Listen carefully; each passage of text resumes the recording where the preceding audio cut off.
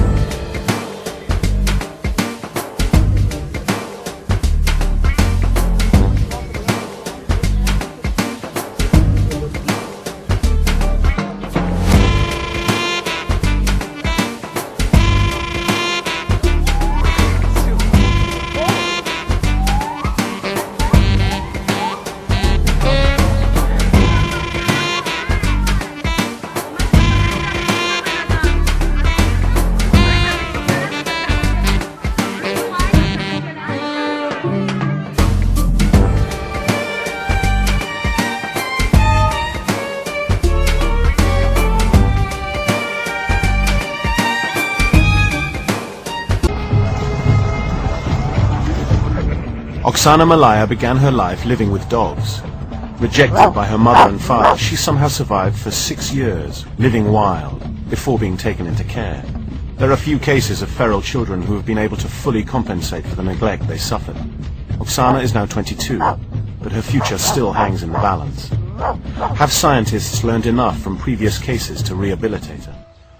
For 6 years, Oksana Malaya spent her life living in a kennel with dogs. Totally abandoned by her mother and father, she was discovered behaving more like an animal than a human child. For 2 centuries, wild children have been the objects of fascinating study. Raised without love or social interaction, wild or feral children pose the question, what is it that makes us human? Oksana was born in November 1983.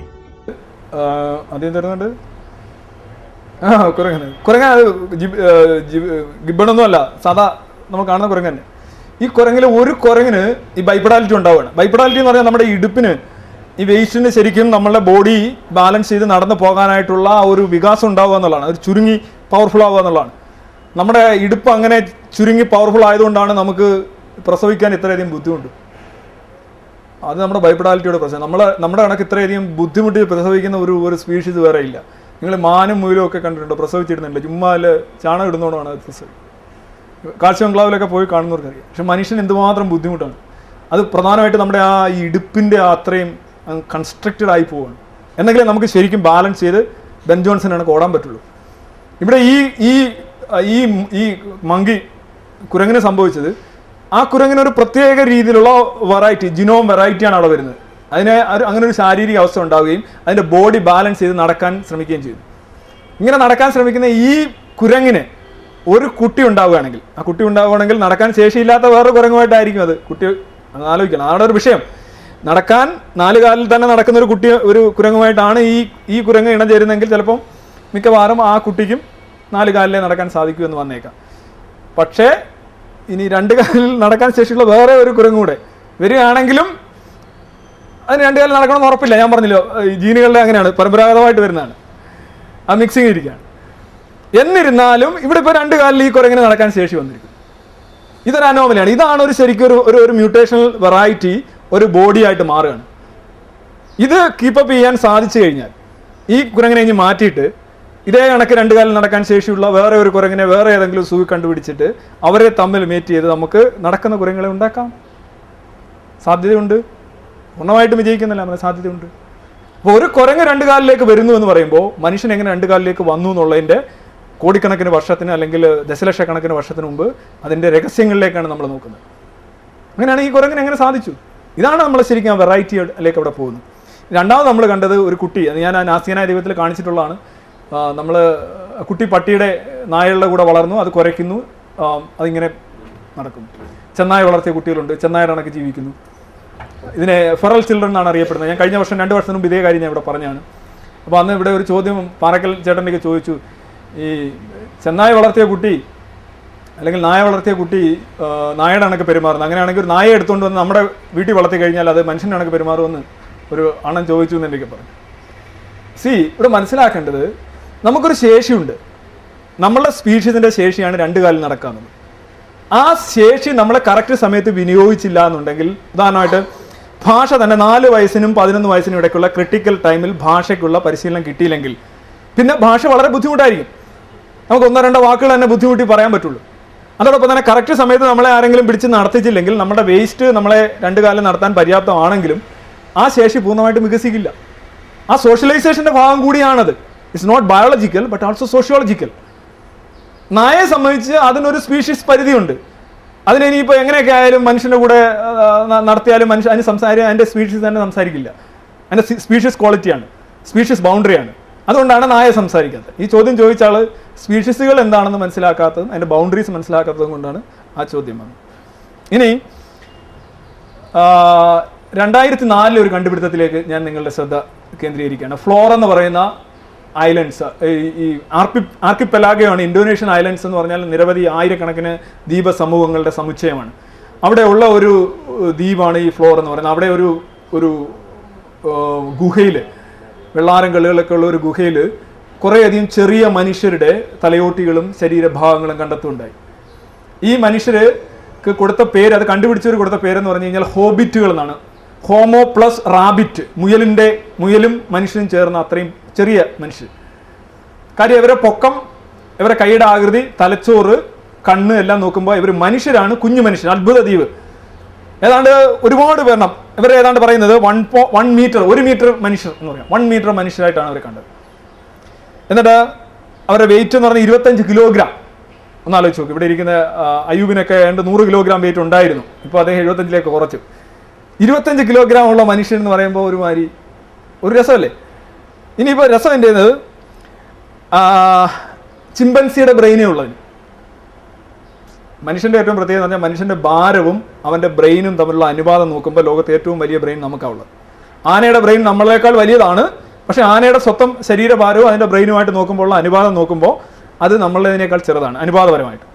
അപ്പോൾ ഈ ഹോബിറ്റുകൾ, അപ്പോൾ സൃഷ്ടിവാദികളൊക്കെ പറഞ്ഞു അത് മനുഷ്യൻ അസുഖം പിടിച്ചുകൊണ്ടായിരിക്കും ഇങ്ങനെ വന്നത്, അല്ലേ? നിയാൻഡർതാൽ മനുഷ്യനെല്ലാം കാലിന് കണ പിടിച്ച് ഇങ്ങനെ ആയിപ്പോയതാണെന്ന് പറഞ്ഞോണം. ഇത് മനുഷ്യന് തലച്ചോറിന് വല്ലതും പറ്റിയോണ്ടായിരിക്കുന്നത്.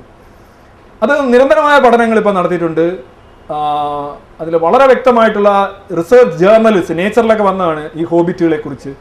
റിസർച്ച് ജേർണലിൽ വന്നിരിക്കുന്ന അഭിപ്രായം അനുസരിച്ച് ഈ ഹോബിറ്റുകളും മനുഷ്യനും തമ്മിലുള്ള സാമ്യം അല്ലെങ്കിൽ അത് തമ്മിലുള്ള വൈജാത്യം അവയെ വെറുതെ ഒരു മനുഷ്യന് അസുഖം ബാധിച്ചാൽ ഉണ്ടാകുന്നതിലും കൂടിയ വൈജാത്യങ്ങളാണുള്ളത്. ഒരു മനുഷ്യന് അസുഖം വന്നാൽ അല്ല, മോഹൻലാൽ പറയുന്നതാണോ അതിനൊക്കെ ഒരു പരിധി ഇല്ലടാന്ന് ചോദിക്കുന്നതാണോ, ഒരു അസുഖം വന്നു കഴിഞ്ഞാലും വരാനിടയുള്ള വൈജാത്യത്തിനപ്പുറം നിൽക്കുന്ന വൈജാത്യമാണ് ഹോബിറ്റുകൾക്കുള്ളതെന്നാണ് ഏറ്റവും ആധുനികമായി റിസർച്ച് ജേർണൽ പഠനങ്ങൾ അംഗീകരിക്കുന്നത്. That means it's an another man. നമ്മൾ ഇന്നുവരെ കാണാത്ത ഒരു മനുഷ്യനാണ്, കുഞ്ഞു മനുഷ്യൻ, അത്ഭുത ദ്വീപ് മനുഷ്യനാണ് ഹോബിറ്റുകൾ എന്ന് കാണേണ്ടി വരും. 1-2 10,000-30,000 പേര് അവിടെ ഉണ്ടായിരുന്നു എന്നുള്ളതാണ് അസ്ഥികളുടെ കൂമ്പാരം തെളിയിക്കുന്നത്. മാത്രമല്ല ആ ദ്വീപിൽ കുഞ്ഞു മനുഷ്യർ മാത്രമായിരുന്നില്ല, കുഞ്ഞാനകളും ഉണ്ടായിരുന്നു. അപ്പോൾ കുഞ്ഞന്മാർക്ക് പറ്റിയ ഒരു ഏരിയ, ഒരു നീച്ച് അവിടെ ഉണ്ടായി, ഒരു ആവാസ വ്യവസ്ഥ ഉണ്ടായി, റിസോഴ്സ് ഷോർട്ടായി. അപ്പോൾ അവിടെ കുഞ്ഞു മനുഷ്യർ, എല്ലാത്തിൻ്റെയും കുഞ്ഞു രൂപങ്ങൾ അവിടെ അതിജീവിച്ചു. കുഞ്ഞു മനുഷ്യർ, കുഞ്ഞാനയുടെ തലച്ചോറൊക്കെ അവിടെ നിന്ന് കിട്ടി. അപ്പോൾ എന്താണ് ഉണ്ടാക്കിവിടൽ? ആ സ്ഥല സാഹചര്യ പരിസ്ഥിതിക്കനുസരിച്ച് അത് ഇവോൾവ് ചെയ്ത് വരികയാണ്. ഇതാണ് ഇവല്യൂഷൻ ബൈ നാച്ചുറൽ സെലക്ഷൻ്റെ നല്ലൊരു ഉദാഹരണമായിട്ട് നമുക്ക് എടുക്കാം. ഇതിൻ്റെ തലച്ചോറുകൾ, നമ്മുടെ ആ ഹോബിറ്റിൻ്റെയും മനുഷ്യൻ്റെയും തലച്ചോറ് തമ്മിലുള്ള വ്യത്യാസം നോക്ക്. സൂക്ഷ്മ ദൃഷ്ടികൾക്ക് അവിടെ ഒരു ദൃഷ്ടാന്തം കാണാനില്ലേ? ചിന്തിക്കുന്നവർക്ക് ഇത്രയും കിട്ടിയിട്ടുണ്ട്. ഇതിനെ ഹോമോ ഫ്ലോറൻസിസ് എന്നാണ് അറിയപ്പെടുന്നത്. ഈ ഫോസിലുകൾ ഫ്ലോറൻ എന്ന് പറയുന്ന ദ്വീപിൽ കണ്ടപ്പെട്ട ഇതെന്നുള്ളതാണ്. ഹോമോ എന്നുള്ള പേരാണ് കൊടുത്തിരിക്കുന്നത്. ഹോമിനിഡായിട്ടാണ്, അതായത് മനുഷ്യപരമായിട്ടുള്ള ഹോമോ എന്ന് പറയുന്ന സ്പീഷീസിലാണ് ഉൾപ്പെടുത്തിയിരിക്കുന്നത്. മനുഷ്യൻ തന്നെയാണ്, പക്ഷേ സാപ്പിയൻസ് അല്ല എന്നാണ്. അല്ല, സാപ്പിയൻസിന് അസുഖം വന്ന് ആയ സാധനം അല്ല ഇത്. ചിമ്പൻസി ബ്രെയിൻ ആണ്. ചിമ്പൻസി ബ്രെയിൻ എന്ന് പറയുമ്പോൾ ചിമ്പൻസി അല്ല, മനുഷ്യനുമാണ്. ഇപ്പൊ ചിമ്പൻസിക്കും മനുഷ്യനും ഇടയ്ക്ക്, മനുഷ്യനും അല്ല ചിമ്പൻസി അല്ല, ഇതൊക്കെ പോരെ? ഇനി ഓരോ സ്പീഷീസിൻ്റെയും ഫോസിലുകൾ കൊണ്ടുവരണം എന്നൊക്കെ പറയുന്നത് ഇതൊക്കെ അർത്ഥശൂന്യമായിട്ടുള്ള വാശികളാണ്. ചിമ്പൻസിയുടെ ബ്രെയിനും മനുഷ്യന്റെ ആകാരവും 2 കാലിൽ നടക്കുകയും, ചിമ്പൻസിക്ക് 2 കാലിൽ നിരന്തരമായിട്ട് നടക്കാൻ പറ്റില്ല. ചിമ്പൻസി 2-3 സ്റ്റെപ്പ് വെച്ചിട്ട് വീണ്ടും ചെന്ന് 4 കാലിൽ നിൽക്കും, പിന്നെ വീണ്ടും എഴുന്നേറ്റ് പോയി. വേണ്ട ചിമ്പൻസി നിങ്ങൾ കണ്ടു. ചിമ്പൻസി അങ്ങനെ ആയിട്ടില്ല, പക്ഷെ ഇത് 2 കാലിലാണ് നടന്നിരിക്കുന്നത്. അതിന്റെ വേസ്റ്റാണ് ഏറ്റവും പ്രധാനം. ഈ ഹോബിറ്റ്സിന്റെ വേസ്റ്റ് നല്ല ഇടുങ്ങിയ, നല്ല ബൈപ്പഡാലിറ്റിയെ, അതായത് ദ്വിപാദിത്വത്തെ സപ്പോർട്ട് ചെയ്യുന്ന വേസ്റ്റ് ആയിരുന്നു. ഓക്കെ, ഇങ്ങനെ ഇരിക്കും അതിന്റെ. Deformed humans or no species. A 2009 article in the Journal of the Royal Statistical Society noted that attempts to dismiss hobbits as pathological people who have failed repeatedly because of the medical diagnosis of Darwin syndrome and microcephaly bear no resemblance to the unique anatomy of Homo florensis. അതായത് ഈ ചുരുങ്ങൽ പ്രക്രിയ, ഡാർഫിസം, കുള്ളന്മാർക്കൊക്കെ വരുന്ന ഒരു രോഗമുണ്ട്, കുള്ളത്തരം. ഈ കുള്ളത്തര രോഗത്തിന് വിവരിക്കാനാവുന്നതിൽ അധികമുള്ള വ്യത്യാസം ഹോബിറ്റ്സിനുണ്ട് എന്നാണ് ജേർണൽ പറയുന്നത്. ഒരു മനുഷ്യൻ കുള്ളനായി കഴിഞ്ഞാൽ അത് വിശദീകരിക്കാൻ കഴിയുന്ന ചില മാനദണ്ഡങ്ങളുണ്ട്, അതിനൊക്കെ അപ്പുറമായിട്ടുള്ള ഒരു വ്യത്യാസം. ആ മനുഷ്യന് കുള്ളത്തരം വന്ന അല്ല ഇത് എന്നാണ് കണ്ടെത്തിയത്. കുള്ളൻ ആന, ആ ഏരിയ തന്നെ ഉള്ളതാണ് കുള്ളൻ. ഡാർഫ് എലഫൻസ്, അതിൻ്റെ ഒരു അസ്ഥികൂടമാണ്. എലഫൻ്റ് ആണ്, പക്ഷേ കുഞ്ഞ് എലഫൻ്റാണ്. ഇനി ഇതിനെല്ലാം പകരമുള്ള ഒരു വാദമാണല്ലോ സൃഷ്ടിവാദം. ഭയങ്കര എളുപ്പമാണ്. 7 ദിവസം കൊണ്ട് ഭൂമി ഉള്ളതെല്ലാം സാധനം ഉണ്ടാക്കി, അണ്ടകടാഹൻ, നെബുലാസൊക്കെ ഉണ്ടാക്കി. 7 ദിവസം എന്ന് പറഞ്ഞു കഴിഞ്ഞാൽ പുള്ളി ഫാക്ടറി തൊഴിലാളികൾ പണിയെടുക്കുന്നോണോ 6 ദിവസം പണിയെടുക്കും, 7-ാം ദിവസം ഓഫ്. അത് ജൂതന്മാർക്ക് ശനിയാഴ്ച, മുസ്ലിങ്ങൾക്ക് വെള്ളിയാഴ്ച, ക്രിസ്ത്യാനികൾക്ക് ഞായറാഴ്ച, വിശ്വകർമ്മർക്ക് എന്ത് ദിവസം എനിക്കറിയില്ല. അവരെ ഒരാളാണ് ഉണ്ടാക്കിയത്. ഇങ്ങനെ ഓരോ ദിവസം ഓഫ് കൊടുക്കുകയാണ്. അപ്പോൾ എന്താ ഓഫ് കൊടുക്കുക? അത് ആദ്യ ദിവസം ഉണ്ടാകട്ടെ, ലൈറ്റ് ഉണ്ടാകട്ടെ എന്ന് പറഞ്ഞു. ആരോട് പറഞ്ഞു എന്നാണ് എനിക്കറിയില്ല, അവിടെ ആരും ഇല്ല. നമ്മളത് ആരോടാ പറഞ്ഞ് ഉണ്ടാകട്ടെ എന്ന് പറഞ്ഞു. അങ്ങനെ ഉണ്ടായി. 2-ാം ദിവസം വാട്ടർ ഉണ്ടായി, സ്കൈ. നമുക്കിപ്പോൾ ഓരോന്നായിട്ട് ഉണ്ടാക്കുക. വാട്ടർ, വെള്ളം ഉണ്ടാക്കുക. വെള്ളമൊക്കെ ആദ്യമേ ഉണ്ടാക്കുക, ഹൈഡ്രജനും ഓക്സിജനും ചേർന്ന് വെള്ളം ആദ്യമേ ഉണ്ടാക്കുക. പിന്നെ ആകാശം ഉണ്ടാക്കുക. ആകാശം ഉണ്ടെന്ന് കരുതിയോണ്ടാണ് അയാൾ ആകാശം ഉണ്ട്. ആകാശം എന്ന് പറയുന്ന സാധനം ഇല്ലെന്ന് നമുക്കറിയാം, നമ്മൾ നോക്കുമ്പോൾ തോന്നുന്നതാണെന്നൊക്കെ നമുക്കറിയാം. പക്ഷേ ദൈവം അന്ന് കട്ടിക്ക് അങ്ങ് ഉണ്ടാക്കി. 3-ാം ദിവസമാണ് ഇദ്ദേഹം ഉണ്ടാക്കുന്നത് എന്താണ്? Land vegetation. ഒരു ഗോത്രവർഗം കാണുന്ന ഭാവന, അവരുടെ സ്വപ്നമാണ് ഇതൊക്കെ. ലാൻഡും വെജിറ്റേഷൻ 3. 4-ാം ദിവസമാണ് ഒരു ആകാശഗോളങ്ങൾ, സൂര്യനും ചന്ദ്രനും ഉണ്ടാക്കുന്നത്. അതിലേക്ക് നമുക്കറിയാം ഈ ദിവസം എന്ന് പറഞ്ഞു കഴിഞ്ഞാൽ ഭൂമി സൂര്യന് ചുറ്റും കറങ്ങുന്ന, അങ്ങനെയാണ് ദിവസം ഉണ്ടാകുന്നത്. ഇപ്പം 4-ാമത്തെ ദിവസം സൂര്യൻ ഉണ്ടാകുന്നത്. പക്ഷേ 1-ാമത്തെ ദിവസം എങ്ങനെ ഉണ്ടായപ്പോൾ 1, 2, 3 ദിവസങ്ങളൊക്കെ ഉണ്ടാവുക, സൂര്യനില്ല. ബേസിക് ആയിട്ടുള്ള കാര്യങ്ങൾ പോലും മനസ്സിലാക്കാൻ ഇതൊക്കെയാണ് വലിയ ഓരോരുത്തർ മരിക്കുകയാണ്. ഇതിനകത്ത് വിമാനമൊക്കെ കൊണ്ടുവന്ന് ബഹുനില കെട്ടിടത്തിൽ ഇടിച്ച് തകർക്കാണ് ഈ പൊട്ട കഥയുടെ പേരിൽ. ആലോചിച്ച് നോക്കുക, മനുഷ്യന് എന്തുമാത്രം ഇതാണ് ഓരോരുത്തർ കാണിക്കുന്നത്. പിന്നെ പറയണ്ടല്ലോ, പിന്നെ അത് കഴിഞ്ഞ് പക്ഷികളുണ്ടാക്കുന്നു, മൃഗങ്ങളുണ്ടാക്കുന്നു, കൂടുതൽ അത് വിശദീകരിക്കുന്നില്ല. ഇനി വേറൊരു ആൾക്കാരാണ്, എല്ലാം ഞമ്മൻ്റെ ബുക്കിലുണ്ട്. ഈ മതങ്ങളുടെ ഏറ്റവും പുതിയ മൃഗയ വിനോദമാണ് ശാസ്ത്രം, ഞങ്ങളുടെ പുസ്തകത്തിലുണ്ട്. മിക്കവാറും കാര്യങ്ങളെല്ലാം എഴുതി വെച്ചിട്ടുണ്ട്. നിങ്ങൾക്ക് നേരെ വായിക്കാൻ അറിയത്തില്ല, നിങ്ങൾക്ക് അറബി അറിയത്തില്ല, സംസ്കൃതം അറിയത്തില്ല, മറ്ററിയില്ല, നേരെ വായിക്കാത്തതുകൊണ്ടാണൊന്നും കിട്ടാത്തത്. എല്ലാം ആറ്റം ബോംബ് ഈ പേജിലുണ്ട്, ഹൈഡ്രജൻ ബോംബ് പേജിൽ കിടക്കുന്നു, പൊട്ടും മാറിയിരിക്കണം. ഇവിടെ ഉണ്ട് ഭ്രൂണശാസ്ത്രം, ഇതിനകത്ത് മൊത്തം അണ്ണം പറഞ്ഞിട്ടുണ്ട്, മൊത്തം എല്ലാം ഇതിനകത്തുണ്ട്. പക്ഷെ മതം വളരെ കരുണാമയമായ ഒരു സാധനമാണ്. കാര്യം എന്തറിയോ, ഈ ശാസ്ത്രജ്ഞന്മാർ ഇങ്ങനെ കഷ്ടപ്പെട്ട് കണ്ടുപിടിക്കുന്ന റിസൾട്ടുകളൊക്കെ ആദ്യമേ മതം പുറത്ത് പറയത്തില്ല. പറഞ്ഞു കഴിഞ്ഞാൽ അവർക്ക് പണിയില്ലാതെ പോകത്തില്ലേ. നമ്മൾ സിനിമയൊക്കെ ഇറക്കുമ്പോൾ ആദ്യമേ CD അങ്ങ് ഇറക്കി കഴിഞ്ഞാൽ പിന്നെ സിനിമ കാണാൻ ആരെങ്കിലും കാണുമോ? അതുകൊണ്ട് മതം ഈ ശാസ്ത്രജ്ഞരെ കണ്ടുപിടിച്ചതിന് ശേഷമേ പറയൂ നമ്മുടെ ബുക്കിൽ എവിടാ കിടക്കുന്നതെന്ന്. അത് നേരത്തെ പറഞ്ഞില്ല. അക്കാര്യത്തിൽ എനിക്ക് മതത്തോട് വലിയ ബഹുമാനമാണ്, വലിയ കരുണയും ദയയും ഉള്ളവരാണ്. അല്ലെ ഈ ലാർജ് ഹാർഡ്രോൺ കൊള്ളയറൊക്കെ നടക്കാൻ വല്ല സാധ്യതയുണ്ടോ? ഈ ഖുറാനൊക്കെ എടുത്ത് നേരെ, അല്ലെങ്കിൽ ബൈബിളൊക്കെ എടുത്ത് നേരെ ഒന്ന് വ്യാഖ്യാനിച്ചു കഴിഞ്ഞാൽ പിന്നെ ഇതിന്റെ വല്ല കാര്യമുണ്ടോ? ഒരു കാര്യമില്ല. പക്ഷെ അവരത് ചെയ്യത്തില്ല. അവർ സമാധാനത്തിന്റെ ആൾക്കാരാണ്, അവർ വളരെയധികം കരുണയുള്ളവരാണ്. ശാസ്ത്രജ്ഞനും പഴിച്ചു പോട്ടെ എന്ന് അവർ കരുതും. പിന്നെ മറ്റേ ദശാവതാര ഡാർവിനിസം എന്ന് പറഞ്ഞാൽ ആദ്യം വെള്ളത്തിലുണ്ടായി, പിന്നെ കരയിലോട്ട് കയറി, കരയിൽ നിന്ന് ഇങ്ങോട്ട് കയറി, പറവയായി, മനുഷ്യനായി, മുക്കു, മത്സ്യം, കൂർമ്മം, വരാഹ, വാമന, നരസിംഹ, പിന്നെ മൊത്തം മനുഷ്യ, ബൽരാമ, ശ്രീരാമ, രാമ രാമ രാമ രാമ രാമ, പിന്നെ പലതരം മനുഷ്യ, homo erectus, homo habilis, homo sapiens പറയുന്ന. ഞാൻ PSC വർക്ക് ചെയ്തിരുന്ന സമയത്ത് അന്നൊരു DGP ഒരു ക്വസ്റ്റ്യൻ ആയിരുന്നു, ഒരു SI സെലക്ഷനുള്ള ചോദ്യം. അതിനകത്തൊരു പർട്ടിക്കുലർ ചോദ്യം ഇതാണ്: പരിണാമ സിദ്ധാന്തവും ദശാവതാരവും തമ്മിലുള്ള താരതമ്യം വിശദീകരിക്കുക. താരതമ്യം ഉണ്ടെന്ന് ഇയാളുടെ ആരാ പറഞ്ഞ്? നിങ്ങൾ തീരുമാനിക്കുക. ആത്മീയതയുടെ വലിയ മുനമ്പിൽ നിൽക്കുക അദ്ദേഹം തീരുമാനിക്കുകയാണ് പരിണാമ സിദ്ധാന്തം തന്നെയാണ് ദശാവതാരം തന്നെയാണ് പരിണാമ സിദ്ധാന്തം. നിങ്ങൾ അതിന്റെ താരതമ്യം വർണ്ണിക്കുക. എത്ര നമ്മുടെ മതേതര സങ്കല്പങ്ങളെയൊക്കെ ശരിക്കും പുച്ഛിക്കുന്ന ഒരു ചോദ്യമല്ലേ ഇത്? അതിനകത്താണ് അദ്ദേഹം വേറെ ചോദ്യങ്ങൾ ചോദിക്കുന്നത്, മറ്റുള്ളവർക്ക് ഇതുണ്ടായിരിക്കണേ. ഖുറാനിൽ എത്ര സൂറത്തുണ്ട് അദ്ദേഹം ചോദിച്ചു ആ ചോദ്യം. ഗീതയിൽ എത്ര ശ്ലോകങ്ങളുണ്ട്? ബാലൻസിങ്. നിങ്ങൾ ഇവർ മാത്രം ചോദിച്ച് നിങ്ങൾ മതേതര വിപ്ലവം ഉണ്ടാക്കണ്ട, ബാലൻസ് ചെയ്ത് ചോദിച്ചു. ഈ ചോദ്യം എൻ്റെ തമാശയായിട്ട് നിങ്ങൾ ആരെങ്കിലും കരുതുന്നെങ്കിൽ നിങ്ങൾ സ്വയം തമാശവൽക്കരിക്കപ്പെടും. കാര്യം വെച്ച് കഴിഞ്ഞാൽ ഈ ചോദ്യം ഒരു ചരിത്രമാണ്. ഈ ചോദ്യം ഡിഫെൻഡ് ചെയ്യുന്ന ഒരു ചുമതല എനിക്കുണ്ട്. ഞാൻ അഡ്വൈസ് സെക്ഷനിൽ ഇരുന്ന് ഇങ്ങനെ എഴുതിക്കൊണ്ടിരുന്നു, ഈ ചോദ്യങ്ങളെല്ലാം നമ്മുടെ സംസ്കാരത്തിന്റെ ഇതാണ് എന്നൊക്കെ പറഞ്ഞു. ഞാൻ അവിടെ ജോലി കിട്ടാൻ, പൈസ കിട്ടാനായിട്ട് നമ്മളത് ചെയ്തിട്ടുണ്ട്. പക്ഷേ നമ്മൾ അങ്ങനെ ചെയ്തോണ്ട് ഇങ്ങനെ ചോദ്യം ചോദിച്ചു. ആദ്യത്തെ ജീവി ജലത്തിലല്ലേ ഉണ്ടായത്? അപ്പോൾ ആദ്യം മത്സ്യത്തിൽ നിന്നല്ലയോ ആംഫീബിയൻ, ഉഭയജീവി, കരയിലും വെള്ളത്തിലും അടിച്ചു നടക്കുന്ന ആൾക്കാരെ നമ്മൾ പറയത്തില്ലേ, പകുതി അവനൊരു ഉഭയജീവിയാണെന്നൊക്കെ പറയത്തില്ലേ അല്ലേ? അതേ കണക്കൊരു ജീവി ഉണ്ടായില്ലേ? അത് കഴിഞ്ഞിട്ട് പറവയില്ല കേട്ടോ, പറവ അങ്ങോട്ട് പോയില്ല. പിന്നെ അത് കഴിഞ്ഞിട്ട് നടുക്കൊരു ജീവിയുണ്ട്, ക്രിയേഷനിസ്റ്റുകളെ മുഴുവൻ ആനന്ദിപ്പിക്കുന്ന ഒരു ജീവി. ഏതാ അറിയാവോ? മനുഷ്യന്റെ ഉടലും സിംഹത്തിന്റെ തലയും, തരങ്കൻ മോഡലുള്ളൊരു ജീവി ദശാവതാരത്തിലുണ്ട്. അതൊക്കെ വെച്ചുകൊണ്ടാണ് അണ്ണന്മാർ പറയുന്നത് നിങ്ങളുടെ തരങ്കൻ എവിടെ, തവളയ്ക്കും കുരങ്ങിനും ഇടയുള്ള ജീവി എവിടെ, പട്ടിക്കും പൂച്ചയ്ക്കും ഇടയിലുള്ള ജീവി എവിടെ എന്നൊക്കെ ചോദിക്കുന്നത് ഈ ദശാവതാരം കണ്ടുകൊണ്ടാണെന്ന് എനിക്കറിയില്ല. പക്ഷേ നമ്മൾ മനസ്സിലാക്കുന്നത് എന്താണ്?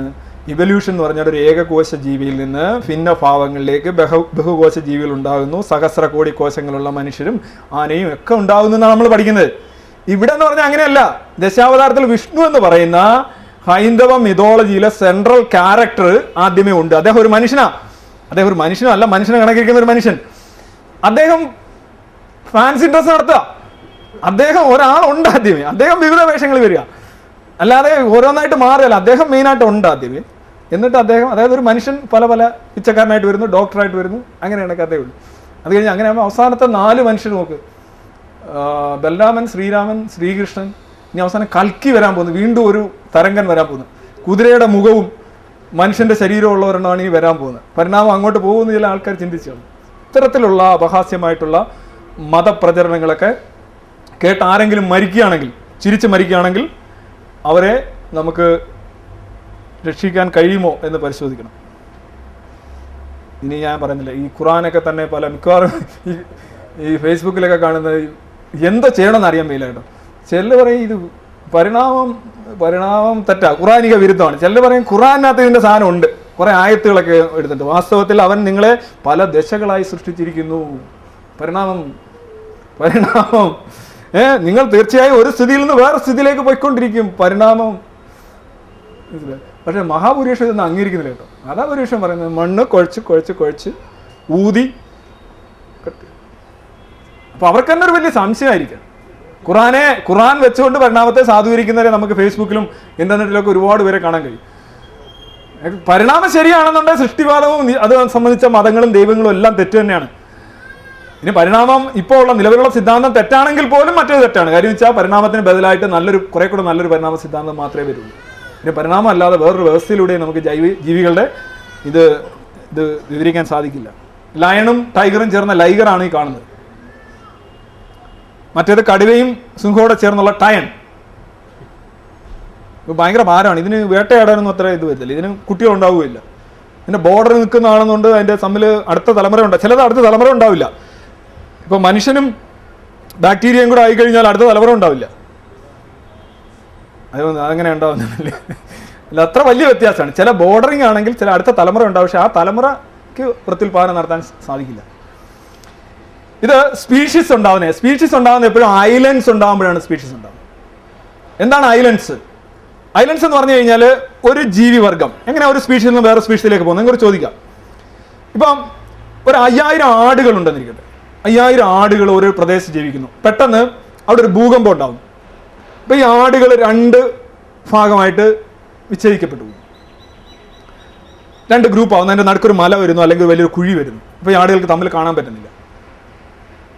അപ്പോൾ ഈ ആടുകൾ തമ്മിൽ അന്ന് വരെ ഇന്റർമേറ്റിംഗ് നടന്നുകൊണ്ടിരിക്കുക, പരസ്പരം പ്രത്യുൽപാദനം നടന്നുകൊണ്ടിരിക്കുന്ന ആടുകൾ ഇവർ 2 ഭാഗങ്ങളായി. ഒരു ഭാഗം വലിയ കുഴിയും ഒരു ഭാഗം വലിയ ഉയരമാണെന്നിരിക്കട്ടെ. അപ്പോൾ കാലാവസ്ഥ മാറി, അവിടെ കിട്ടുന്ന ആഹാരത്തിന്റെ തോതും അതിന്റെ അളവും അതിന്റെ രീതിയൊക്കെ മാറി.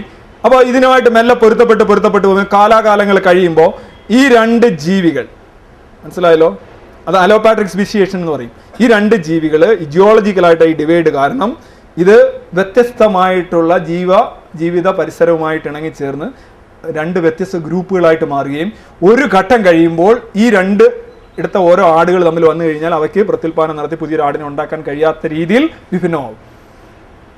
ഇതാണ് ഗാലപ്പഗോസ് ഐലൻഡിൽ ശരിക്കും ചാൾസ് ഡാർവിൻ കണ്ടത്.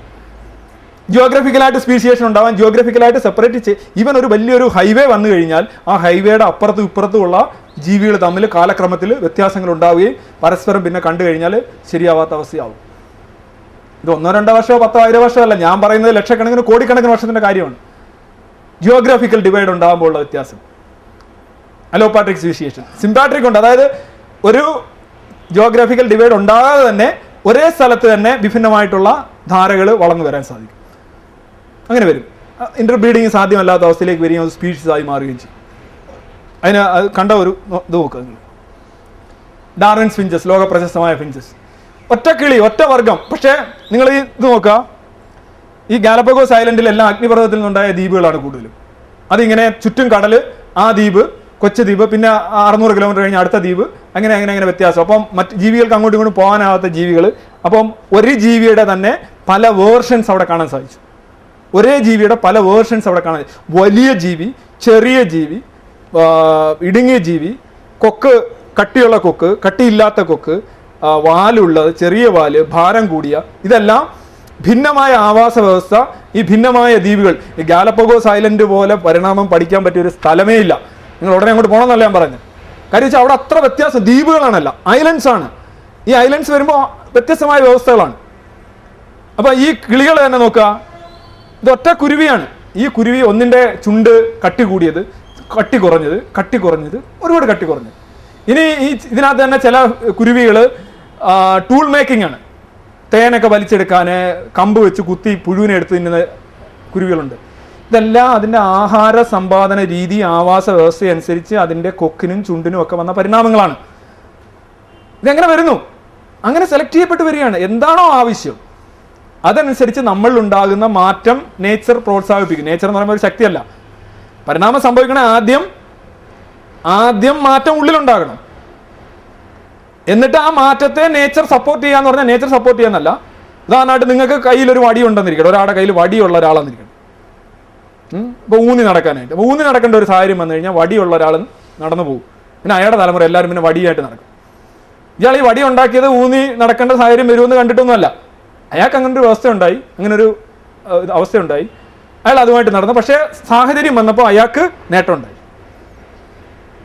മനസ്സിലായി? ഇപ്പോൾ ഒരാൾക്ക് 2 മൂക്ക്, ഇപ്പോൾ 2 മൂക്കുള്ളവരെ പ്രസിഡന്റ് ആക്കുന്ന ഒരു അവസരം വരിക, അല്ലെങ്കിൽ അയാൾക്ക് നേട്ടമുള്ള അവസരം വരിക, അപ്പോൾ അയാൾ സ്വാഭാവികമായിട്ട് അയാൾ അവിടെ ബെറ്റർ ആവും. ഇത് 2 കാര്യങ്ങൾ സംഭവിക്കണം പരിണാമത്തിൽ. ഒന്ന്, നമ്മളിലൊരു അനോമലി, ഒരു മ്യൂട്ടേഷണൽ അനോമലി ഉണ്ടാവണം. 2, ആ അനോമലിക്ക് അനുകൂലമായ ഒരു സാഹചര്യം ഉണ്ടാവണം. ഈ 2 കൈയുടെ കൂട്ടിയടിക്കുമ്പോഴേ ഈ ചേഞ്ച് ഉണ്ടാവും. അപ്പോൾ ഇവിടെ അവിടെ ഉണ്ടാവണം, ഇവിടെ ഉണ്ടാവണം. ഇവിടെ മാത്രം ഉണ്ടായിക്കൊണ്ടിരുന്ന കട തുറന്നു വെച്ചിട്ട് കാര്യമില്ല, ആൾ സാധനം വാങ്ങിക്കാൻ ആൾ വരണം എന്നർത്ഥം. പല പല വലിപ്പമുള്ള സിഞ്ചസ് ആണ്. ചില കൊക്ക് വളരെ നീളമുണ്ട്. ആ കൊക്കിനകത്ത് വെച്ച് അത് ഈ കമ്പ് വെച്ചിട്ട് ഈ കുഴിയിൽ നിന്ന് പുഴുവിനെയൊക്കെ എടുത്ത് അത് തിന്നാണ്. കമ്പ് വെച്ച് തന്നെ tool making animals, tool using animals. അത് പക്ഷികളുണ്ടായിരുന്നു, കമ്പ് ഉപയോഗിച്ച് ആലോചിച്ച് നോക്കുക, അതിനകത്ത് ഇടയ്ക്കിരിക്കുന്ന കുത്തിയെടുത്ത് തിന്നുന്നത്. ഇതൊക്കെ നമ്മൾ ചെയ്താൽ വലിയ കാര്യമാണ്. പക്ഷേ പക്ഷികളൊക്കെ ചെയ്ത് കഴിഞ്ഞാൽ ടൂൾ മേക്കിംഗ് ആണത്, ടൂൾ യൂസിങ് ആണ്. ഇനി ഈ അടുത്തിടെ അല്ല, എല്ലാവർക്കും അറിയാവുന്നതാണ്, പക്ഷേ പലരും അധികം ശ്രദ്ധിക്കാത്തൊരു കാര്യമാണ് ഈ ജിറാഫിൻ്റെ കഴുത്ത് എങ്ങനെ നീണ്ടു പോയി, നിങ്ങൾക്ക് പറയാൻ പറ്റുമോ എന്നൊക്കെ ചോദിച്ച് വലിയ സൃഷ്ടിവാദത്തിലൊക്കെ ചാടി വരാം. പല തിയറീസ് ജിറാഫിൻ്റെ കഴുത്ത്. എന്തായാലും ജിറാഫിൻ്റെ കഴുത്ത് നമ്മുടെ തിയറി ഓഫ് നാച്ചുറൽ സെലക്ഷൻ വഴി നമ്മൾ പറയുന്നത് കഴുത്ത് നീളാനായിട്ടുള്ള ഒരു ജനറ്റിക് മ്യൂട്ടേഷൻ അതിനുണ്ടാവുകയും അത് പ്രകൃതി സെലക്ട് ചെയ്യപ്പെടുകയും ചെയ്ത് തന്നെയാണ് ഉണ്ടായിട്ടുള്ളത്. അപ്പോൾ അങ്ങനെയാണെങ്കിൽ ജിറാഫിൻ്റെ കണക്ക് അരക്കഴുത്തുള്ള ജീവികളും എല്ലാം ഉണ്ടോ? നീളമാണെങ്കിൽ പടിപടിയായിട്ടാണല്ലോ നീളേണ്ടത്. അങ്ങനെ ജീവി ഉണ്ടോ? ഉണ്ട്. അതാണ് ഒക്കാപ്പി. ഒക്കാപ്പി എന്ന് പറയുന്നത് കോങ്കോയിൽ, റിപ്പബ്ലിക് ഓഫ് കോങ്കോയിൽ കാണപ്പെടുന്ന ഒരു ജീവിയാണ്. ഇതിനെക്കുറിച്ച് പണ്ടേ ഒരു ധാരണ ഉണ്ടായിരുന്നു. ഈ ജീവി ഇത് ശരിക്കും സീബ്ര ആണെന്ന് തോന്നും, പക്ഷേ ഇത് ജിറാഫിൻ്റെ വർഗത്തിൽപ്പെട്ടതാണ്. ജിറാഫിൻ്റെ ഏതാണ്ട് അരക്കഴുത്ത് ഇതിനുണ്ട് താനും. നിങ്ങൾ ഈ കാണുന്ന കഴുത്ത് നോക്കുക.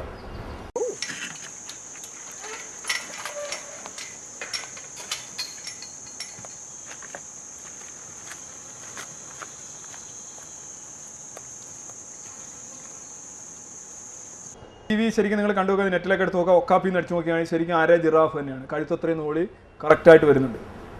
ജീവിയൊക്കെ അപ്പോൾ ജിറാഫിലേക്ക് പോയ വഴി ഈ ജീവി പറയുന്നുണ്ട്. അല്ല, ജിറാഫ് ഒരു അത്ഭുതമായിട്ടുണ്ടായതല്ല. ഇനി പോർട്ട് മറക്കരൂലെ ഒരു എക്സ്പെരിമെന്റ്, ഇതിനകത്ത് കാണുന്ന നിങ്ങൾ പൊഡാർസിസ് സിക്കുല എന്ന് പറയുന്ന ഒരു സൈസ് പല്ലി വർഗത്തിൽപ്പെട്ട ഒരു സൈസ് ജീവികളുണ്ട്. ഇവിടെ 2 ദ്വീപുകൾ നിങ്ങൾ കാണുന്നു, ഒരു മെയിൻ സ്ട്രീമും അതുപോലെ തന്നെ ഒരു ഉപദ്വീപും, അല്ലെ ഒരു ഐലൻഡും. ഈ ലിസാർഡാണിത്. ഇത് പോർട്ട് മറക്കരു എന്ന് പറയുന്നത് ഇത് സെർബിയയുടെ അടുത്തുള്ള ടോളർ ഹെഡ് വിത്ത് ബെറ്റ സെർബിയയുടെ അടുത്ത് ആ ഉൾക്കടൽ വരുന്ന സ്ഥലമാണ്. ഈ പോർട്ട് കോപ്പിസ്റ്റേ ആൻഡ് പോർട്ട് മറക്കരു ക്രൊയേഷ്യയുടെ സ്റ്റോറിലാണ്. ഈ പോർട്ട് കോപ്പിസ്റ്റേ എന്ന് പറയുന്നത് മെയിൻലാൻഡാണ്. മെയിൻലാൻഡിൽ ഇത്തരത്തിലുള്ള ഈ പൊഡാർസിസ് സിക്കുല എന്ന് പറയുന്ന പല്ലികളുണ്ട്. പക്ഷേ കൊച്ചു ദ്വീപിൽ ഒന്നുമില്ല. ഒരു ദിവസം 37 വർഷങ്ങൾക്ക് മുമ്പ് കുറേ ശാസ്ത്രജ്ഞന്മാർ ഈ മാതൃദ്വീപിൽ നിന്നും ഈ പല്ലികളെ കുറേ കൊണ്ടുവന്ന് ഈ ദ്വീപിലിട്ടു. മാതൃദ്വീപിൽ നിന്നും പല്ലികളെ കൊണ്ടുവന്ന് കൊച്ചു ദ്വീപിലിട്ടു. എന്നിട്ട് 37 വർഷം കഴിഞ്ഞതിന് ശേഷം ഇവയെ പോയി പരിശോധിച്ചു. 5 എണ്ണത്തെയാണ് കൊണ്ടുപോയി ഇട്ടത്. അപ്പോൾ അവിടെ ചെന്നപ്പോൾ അവരുടെ ജില്ലാ സമ്മേളനം നിറയെ ഈ പല്ലികളുണ്ട് ആ ദ്വീപിൽ. പക്ഷേ ഈ പോർട്ട് കോപ്പിസ്റ്റയിലെയും പോർട്ട് മറക്കരുവിലെയും ഈ പല്ലികൾ യഥാർത്ഥത്തിൽ ഒന്ന് തന്നെയാണ്. ആരും ഇവിടുന്നാണ് അവിടെ കൊണ്ടുവന്നിട്ടത്.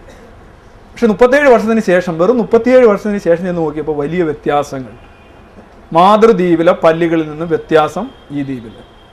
മാതൃദ്വീപിലെ പല്ലികൾ പ്രധാനമായിട്ടും ഈച്ച, പ്രാണി അങ്ങനെയുള്ള സാധനങ്ങൾ തിന്നാണ് ജീവിച്ചിരുന്നത്. പക്ഷേ പുതിയ ദ്വീപിൽ, കുഞ്ഞൻ ദ്വീപിൽ ചെന്നപ്പോൾ അവിടെ അങ്ങനെയുള്ള ദ്വീപ് പ്രാണികൾ കുറവാണ്. അവിടെ കൂടുതലും സെല്ലുലോസ്, പ്ലാന്റ്സ്, ഇലകൾ അങ്ങനെയാണ് തിന്നേണ്ടി വരുന്നത്. അങ്ങനെ തിന്നേണ്ടി വന്ന ഇവിടുന്ന് കൊണ്ടുപോയ പല്ലികളുടെ തലയുടെ വലിപ്പം വർദ്ധിച്ചു, അതിൻ്റെ രൂപം വർദ്ധിച്ചു, അതിൻ്റെ താടിയെല്ലിൻ്റെ കരുത്ത് വർദ്ധിച്ചു. ഇതിനെല്ലാം പുറമെ സെല്ലുലോസും സസ്യപദാർത്ഥങ്ങളും ദഹിപ്പിക്കാൻ ആവശ്യമായിട്ടുള്ള സീക്കം, അതിൻ്റെ ഡെവലപ്മെൻറ്റും ഇതിനകത്ത് ഉണ്ടായി. ഈ ജീവികളിൽ 37 വർഷം കൊണ്ട് ഒരു അവയവം തന്നെ ഉണ്ടായി. വെറും 37 വർഷം കൊണ്ടാണ് ഈ ഒരു അവയവം ഉണ്ടായത്. എത്ര ജനറേഷൻ, വളരെ ഇനിമേ അതിൻ്റെ നോക്കിയാലും അത് വളരെ കൺമുന്നിൽ നടക്കുന്ന പരിണാമമാണ്. ഒരു ജീവി 5 എണ്ണത്തെയാണ് അവിടെ കൊണ്ടുവന്നിട്ട്. ഇതൊക്കെ അപ്രൂവ്ഡ് ആയിട്ടുള്ള സ്റ്റഡീസാണ്. 5 എണ്ണത്തെ കൊണ്ടുവന്നിട്ട് ഈ 5 എണ്ണമാണ് ബാക്കി 100 ആയിരക്കണക്കിന് പല്ലികളായിട്ട് മാറി. പക്ഷെ പല്ലികൾ with a difference, lizard with a difference എന്ന് പറഞ്ഞാൽ അവയുടെ പ്രധാന differences it has developed longer wider and taller head with better bite force. കടിയുടെ ശക്തിയും കൂടുതൽ. അത് കൂടുതൽ ഈ സെല്ലുലോസ് ഒക്കെ കട്ടിച്ച് മുറിക്കണം, മറ്റേ ഞഞ്ഞ അടിക്കാൻ പറ്റും. ആൻഡ് 37 yearsലുള്ള വ്യത്യാസമാണ്. അപ്പോൾ നിങ്ങൾ 370 വർഷം കൊണ്ടും 3700 വർഷം കൊണ്ടും 37,000 വർഷം കൊണ്ട് എന്ത് സംഭവിക്കുമെന്ന് ആലോചിച്ചു. അപ്പോൾ 3,70,000 3 കോടി പരിണാമം മനസ്സിലാക്കേണ്ട അങ്ങനെയാണ്. ഇത് ലെൻസ്കിയുടെ പരീക്ഷണം. ഞാനിതെല്ലാം കൂടെ പറയാൻ തുടങ്ങിയാൽ നിങ്ങളെല്ലാം എഴുന്നേറ്റ് ഇവിടുന്ന് ഓടും. ബാക്ടീരിയയുടെ പരീക്ഷണമാണ്. ഏതാണ്ട് 10-25 വർഷം, 2008 ആയപ്പോൾ 20 വർഷമായിട്ട് ബാക്ടീരിയകളിൽ നടത്തുന്ന പരീക്ഷണമാണ്. 20 വർഷം കഴിഞ്ഞപ്പോഴത്തേക്ക് ബാക്ടീരിയയുടെ സ്പീഷീസ് തന്നെ മാറി. ലെൻസ്കിയും കൂട്ടരും ഏതാണ്ട് ഇപ്പോഴും കണ്ടിന്യൂ ചെയ്യാണ്. It's A living live experiment. ഈ ദ ഗ്രേറ്റസ്റ്റ് ഷോൺ എർത്ത് എന്ന് പറയുന്ന പുസ്തകത്തിനകത്ത് വളരെ വിശദമായിട്ട് പറയുന്നുണ്ട്. പഠിക്കുകയാണെങ്കിൽ നല്ല രസമാണ്, വളരെ സിമ്പിളാണ്. പക്ഷേ ഞാൻ വിശദാംശങ്ങളിലേക്ക് പോകുന്നില്ല. പക്ഷേ എന്താണ് കാണുന്നതെന്ന് വെച്ച് കഴിഞ്ഞാൽ 20 വർഷം കഴിഞ്ഞപ്പോൾ തുടങ്ങിയ ബാക്ടീരിയ അല്ല, അതിൻ്റെ സ്പീഷീസ് തന്നെ മാറിയിരിക്കുന്നു. അപ്പോൾ ചിലർ പറയും ബാക്ടീരിയ ആക്കുന്നതാണോ വ്യത്യാസം? ബാക്ടീരിയയുടെ സ്പീഷീസ് നിർണ്ണയിക്കുന്ന പ്രധാനമായിട്ടും അതിൻ്റെ ആഹാര രീതി, ഏത് ആഹാരമാണ് അതിന് ആഹരിക്കാൻ കഴിയുക, അതാണ് അതിൻ്റെ സ്പീഷീസ് വ്യതിയാനത്തിൽ പ്രധാനമായിട്ടും പരിഗണിക്കുന്നത്. അങ്ങനെ നോക്കുമ്പോൾ കംപ്ലീറ്റ് ആയിട്ട് സ്പീഷീസ് തന്നെ ഈ കഴിഞ്ഞ 20 വർഷം കൊണ്ട് ചില ബാക്ടീരിയകളെ മാറ്റാനായിട്ട് സാധിച്ചു. അത് സ്പീഷീസ് ചേഞ്ചിൻ്റെ മൈക്രോ എവല്യൂഷൻ്റെ ഏറ്റവും വലിയ സുവർണ വീതിയായിട്ട്, രാജവീതിയായിട്ടാണ് ഈ പരീക്ഷണത്തെ കാണേണ്ടത്. ഇദ്ദേഹത്തിന് നോബൽ പ്രൈസ് വരെ കിട്ടാൻ സാധ്യതയുണ്ട് എന്നാണ് പറയുന്നത്. ഇത് ഗുപ്പി മത്സ്യങ്ങളുടെ നിറം മാറുന്നു. അതിൻ്റെ അടിത്തട്ട് ചരലിട്ട് കൊടുക്കുമ്പോൾ എങ്ങനെ നിറം മാറുന്നു, ഇരപിടിയന്മാരെ ഇട്ട് കൊടുക്കുമ്പോൾ എങ്ങനെ നിറം മാറുന്നു, ഒരു പർട്ടിക്കുലർ ഇരപിടിയന്മാരില്ലെങ്കിൽ എന്തായിരിക്കും നിറം. ഈ മത്സ്യങ്ങളെ കൊണ്ടിട്ട് പല പല കുളങ്ങൾ ഇട്ടിട്ട് വളർത്തിയ ഒരു പരീക്ഷണമാണ്, ജോൺ എൻഡ്രിലറുടെ പരീക്ഷണമാണ്. വളരെ രസകരമായ പരീക്ഷണമാണ്. ഈ മത്സ്യങ്ങൾ അതിൻ്റെ നിറങ്ങൾ മാറ്റിക്കൊണ്ടിരുന്നു. സാധാരണ ഇതിൽ മത്സ്യങ്ങളും ജീവികളൊക്കെ നിറങ്ങൾ മാറ്റുന്നത് ഇണയെ ആകർഷിക്കാനാണ്. ഇണയെ ആകർഷിക്കാൻ വേണ്ടി മാത്രമല്ല നിറം മാറ്റുന്നത്, മറിച്ച് ഇരപിടിയന്മാരുടെ അവരുടെ സ്വാധീനം അനുസരിച്ച് നിറം മാറ്റും, വലിപ്പം മാറ്റും. മാത്രമല്ല നമ്മുടെ ബാക്ക്ഗ്രൗണ്ട് അനുസരിച്ച് മാറ്റും. ഇത് പെട്ടെന്ന് നിറം മാറുമല്ല ചെയ്യുന്നത്. അതിൻ്റെ ഇരപിടിയന്മാരുടെ ശല്യം ഉണ്ടെങ്കിൽ ഇല്ലെങ്കിൽ കുറച്ച് ശല്യമുള്ളത് ഇങ്ങനെ പല പല കുളങ്ങളിലിട്ട് ഈ ഗുപ്പികളെ വളർത്തിയപ്പം ഗുപ്പികളെല്ലാം പല പല വ്യത്യസ്തമായിട്ടുള്ള നിറങ്ങളും രൂപങ്ങളും ഘടനകളും നിറഭേദങ്ങളും കാണിച്ചു. വളരെ കുറഞ്ഞ ഏതാനും വർഷം കൊണ്ട് കാണിച്ചത്. വർഷം എടുത്തില്ല, ദിവസം തന്നെ എടുത്തോളൂ. ഇത് മിസ്സിംഗ് ലിങ്ക് എന്ന് പറയുന്ന സാധനം തന്നെ യഥാർത്ഥത്തിൽ നമ്മൾ പറയുന്നതിനകത്ത് അർത്ഥമില്ല. മനുഷ്യനെ സംബന്ധിച്ചോളം അവൻ്റെ ഫോസിലുകളെല്ലാം തന്നെ ഹോമോ ഇറക്റ്റസ്, ഹോമോ ഹാബിലസ്, ഇനി നിയാൻഡർതാലൻസിസ്, ഫ്ലോറൻസിസ്, എല്ലാ ഫോസിൽസിൻ്റെയും അടിസ്ഥാനപരമായിട്ടുള്ള രൂപങ്ങളും മാതൃകകളും മിക്കവാറുള്ള എല്ലാ മ്യൂസിയങ്ങളിലും അവൈലബിൾ ആണ്. നിങ്ങൾ ആ ഫോസിലുകൾ പോയി നോക്കുക. ക്രമാനുഗതമായ മാറ്റം അതിനകത്ത് കാണാൻ കഴിയും. ക്രമാനുഗതമായ മാറ്റം എങ്ങനെ ഹോമോ സാപ്പിയൻസിലേക്ക് വരുന്നു. നമുക്കങ്ങനെ ഒരു മിസ്സിംഗ് ലിങ്ക് ഇന്ന് ഇല്ല. ഉണ്ട് എന്നൊക്കെ ഉള്ള പ്രചരണം വളരെ വ്യാജമാണ്. Just to go and look എന്നാണ് ഡോക്കിൻസ് പുസ്തകത്തിൽ പറയുന്നത്. പോയി നോക്കൂ, നോക്കിയിട്ട് വന്ന് വാചകം അടിക്കൂ എന്നാണ് അദ്ദേഹം ഒരു ക്രിയേഷനിസ്റ്റുമായിട്ടുള്ള ചർച്ചയിൽ പറയുന്നത്. ഇതാണ് ഫോസിലുകളുടെ നീണ്ട ശേഖരം, മനുഷ്യന്റെ പല തരത്തിലുള്ള ഫോസിലുകൾ. ഇനി ഇടനിലകൾക്ക് വേണ്ടി ഇത്ര ആർത്തി പൂണ്ടുന്നവർക്ക് വേണ്ടി 2-3 ഇടനില ഫോസിലുകൾ ഇപ്പോൾ നമുക്ക് കിട്ടിയിട്ടുണ്ട്. ഒന്ന് 2006 ടിക്ടാലിക് റോസെ എന്ന് പറയുന്ന മുതലയ്ക്കും മത്സ്യത്തിനും ഇടയ്ക്കുള്ള ഫിഷ് പോഡ് എന്നറിയപ്പെടുന്ന മുതലയുടെ തല പോലെയും മത്സ്യത്തിൻ്റെ ഉടലുമൊക്കെ ആയിട്ടുള്ള ടിക്ടാലിക് കനേഡിയൻ ഷോറിൽ നിന്ന് നീൽ ഷൂബിൻ അദ്ദേഹമാണ് ഇത് കണ്ടെത്തിയത്. ഇത് ശരിക്കും കരയിലേക്ക് കയറുന്ന മത്സ്യത്തിൻ്റെ അവസ്ഥ കൃത്യമായിട്ട് ഉണ്ടായിരുന്ന ഒരു ജീവിയുടെ ഫോസിലാണ്. ഇതൊരു ഒന്നാന്തര ഇടനില ഫോസിലാണ്. ഇന്ന് വരെ ആർക്കും അതിനെ കണ്ടന്റ് ചെയ്യാൻ സാധിച്ചിട്ടില്ല. ഇനി മറ്റൊന്നാണ് Ida fossil Jorn Hurum. And ഇത് ശരിക്കും ഈ ഇത്തരത്തിലുള്ള ഉരകങ്ങൾ, ഈ ഷൂ പോലെയുള്ള ജീവികളിൽ നിന്ന് കുരങ്ങിലേക്കുള്ള പ്രയാണം, ഈ ഉരകങ്ങൾ ചെറിയ ചെറിയ ഈ തുരപ്പൻ ജീവികളിൽ നിന്ന് കുരങ്ങിലേക്കുള്ള പ്രയാണം, ആ ഒരു ഘട്ടം വരുന്ന ഫോസിലാണിത്. ഇനി പാമ്പിന് കാലില്ല, പക്ഷെ അപ്പോൾ കാലുള്ള പാമ്പ് ഉണ്ടായിരുന്നു എന്നാണോ നിങ്ങൾ പറയുന്നത്? ഉണ്ടായിരുന്നു. കാലുള്ള പാമ്പിൻ്റെ ഫോസിൽസ് കണ്ടെത്തിയ 2006 it was actually found in Argentina. And അത് വളരെ കൃത്യമായിട്ട്, നിങ്ങൾക്ക് താല്പര്യമുണ്ടെങ്കിൽ അതിൻ്റെ പേരെന്താണ്, പി സി മേയസിൻ്റെ ബ്ലോഗിനകത്ത് ഇതിനെക്കുറിച്ച് ഒരു നീണ്ട പഠനം തന്നെയുണ്ട്.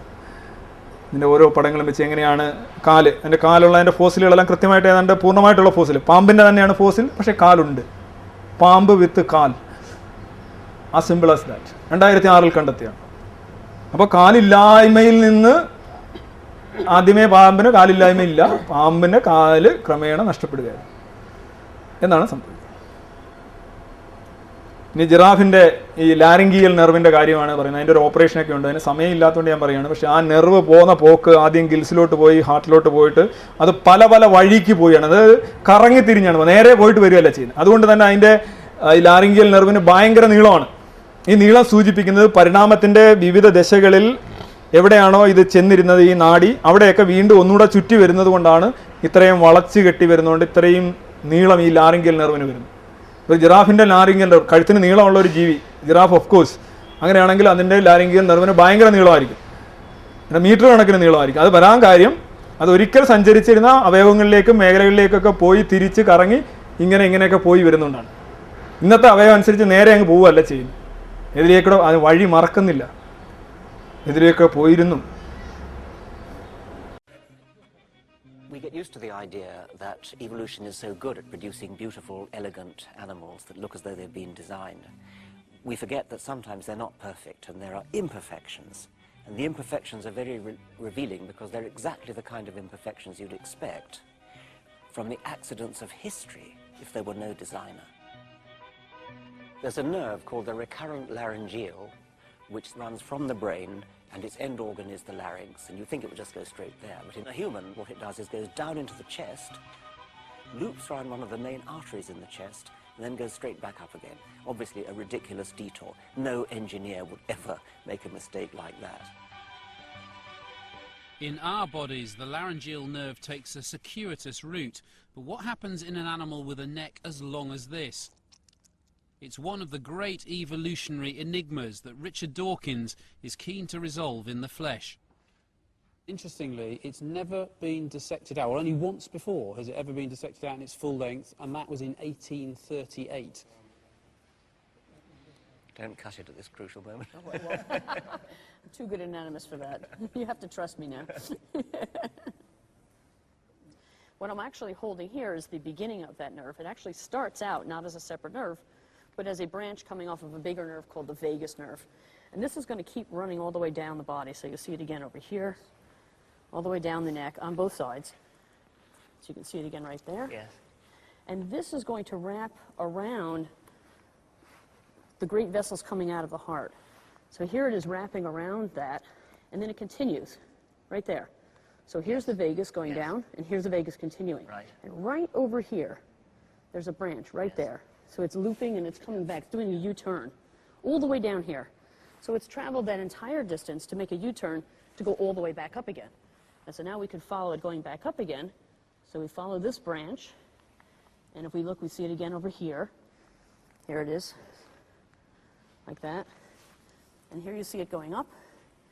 This is the voice box, the larynx, and so you can see it going right into the back of the larynx here. And as it innervates this area, it controls the muscles that then control making sounds, but also coordinating breathing and swallowing in this area. So this is a very important nerve. Interestingly, where it ends is pretty close to where it started. It started here, coming out of the brain. It really only needed to go about 2 inches. Yes, amazing. But it went all the way down and came all the way back. Yes. That's a beautiful example of historical legacy as opposed to design. Exactly. This is not an intelligent design. An intelligent design would be to go from here to here. Yes. It does kind of beg the question, though, that even in an animal that might have been many millions of years ago with its head down here, why the route round the blood vessels, unless there was a reason that they were there to innovate something else? Well, that was in earlier ancestors. Then it was the most direct route in fish. So it's just inherited. It's a historical legacy. It's Fish really don't have much of a neck, so there isn't any extension to worry about in a fish. It just goes directly there. Once you introduce a mammalian neck, you start to get a longer neck. Now the heart is displaced down lower. It turns out the laryngeal nerve first evolved in fish-like creatures as a direct link from the brain to gills near the heart. Over millions of generations, this nerve gradually lengthened, each small step always simpler than a major rewiring to a more direct route. Remember that a designer, an engineer, can go back to the drawing board, throw away the old design, start afresh with what looks more sensible. A designer has foresight. Evolution can't go back to the drawing board. Evolution has no foresight. സമയമില്ലാത്തതുകൊണ്ടാണ് അതവിടെ ഓക്സ്ഫോർഡിൽ ഒരു ദിവസം അവിടെ ഉണ്ടായിരുന്ന ഒരു giraffe മരിച്ചുപോയി.